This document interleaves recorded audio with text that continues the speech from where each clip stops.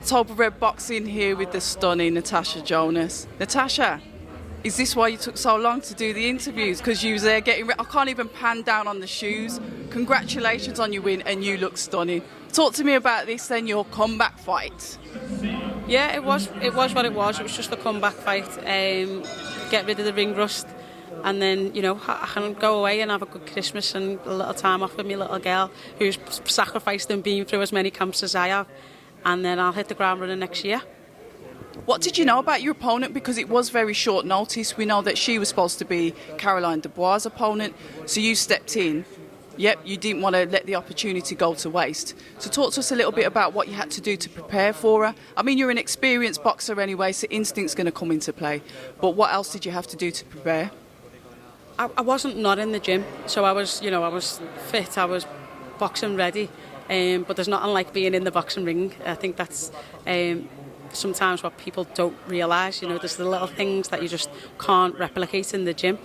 I didn't know much about her. I just had to go with what I want. The bit we'd seen her, she's fought Rhiannon from our gym. She's fought, I think, Ebony Jones as well. So she's fought people, and we could see that through wherever. But you know, you just got to go and implement your own plan, and you know, I got better as the rounds went on. Yeah, definitely. You can see that she took some really good shots from yourself. You are awkward being the southpaw in there, and she just couldn't deal with it. So moving on then. So we've done the icebreaker. We're going to get Christmas out the way. We spoke before, and you're all about putting yourself in that mandatory position to get those titles. Who would you like to fight next? You know what? In my position, you can't even be fussy. So, you know, I'll go away with the team. They'll come up with a plan for the new year, where they think is best to go, who to target, and then I'll just go out and implement it and carry it out. I do what I'm told. And you're very good at it. I want your opinion as well. I watched the Matchroom card the other day, and we saw Terri Harper and Alycia Baumgardner. I just want your feedback on that, because when she got that win, you were the first person that I thought about. Watching that fight, what's your feedback on that, having fought Terri Harper yourself? I actually feel a little bit for Terri. Even me just having, you know, the 6 months out and coming back, it's like I said, there's things that happen in, you know, your little warm up, the little flutters you get when you're on your walk in, the media day and all that, and it's a lot mentally to deal with. And when you're out of that rhythm, and then you have to go back to it, it's like, oh, this is what it is. This is the box. This is the game. So I do feel for her a little bit. She had a long time out. Personally, I don't know. This is just my opinion. I didn't feel like she was very confident going into the ring. She looked a bit gun shy. She didn't look confident in her hand. And anyone who knows about boxing knows how good Baumgardner is. She's very tough. She can punch. She never stops coming. And you know, she's physically strong.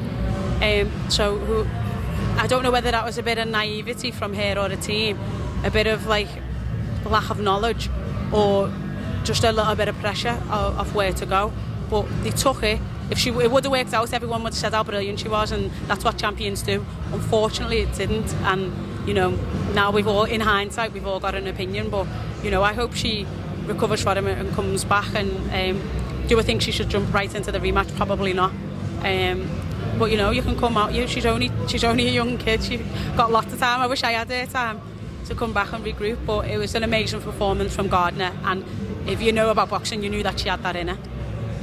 And then reflecting on that, then you talk about maybe they didn't do the homework on how good of a fighter she was. I mean, how important is it as a fighter and working with your team to actually look at your opponent and say, you know what, is this really worth me taking this fight at the moment? Do you feel like she was rushed into that? And I'm asking you your opinion, because you've been there, you've sat at the table, you've looked at your opponents and you said yes, no, maybe so. Yeah, I don't know. I think Steffi put something in his post that, you know, there was pressure from wherever to take it. And, you know, sometimes if you've got them pressures, you kind of have to. You know, it definitely wouldn't be one that I'd be jumping into the first fight back. But, you know, she felt that she is. And when you're in the gym, being gym fit and being, you know, running up hills and, you know, doing all your S&C, because you can tell on the scale she's fit as a fiddle, but that's not boxing fit. That's not being sharp. That's not, you know, reacting off what your opponent's throwing. That's none of that stuff, and nothing except being in the ring can replicate that. And that is so important, because we see a lot of fighters, and I'm not saying that strength and conditioning isn't good, because it is, but there's a massive difference between rounds on that bag, sparring tougher opponents, than, you know, slamming a medicine ball or, you know, doing the other strength and conditioning stuff that we see a lot of fighters doing. I mean, comparing that to, say, your training, what's your training like, and how do you prepare for your fights? We do a lot of S&C. We do, you know, work with me a nutritionalist as well, and Scott, Johnny for the S&C, and we train with Joe a lot, do a lot of runs as well, and they all work together to make sure I'm fueled right for the sessions. You know, Johnny makes sure that the runs are right for where I am in my program, and Joe makes sure that I'm boxing fit. He does his boxing bit. Everyone's got their role to play, and they're all important to make you the best athlete you can be on the night. And final words from you then. How does it feel now? You broke your cherry with Sky Sports Boxer. How does it feel to be back out there again?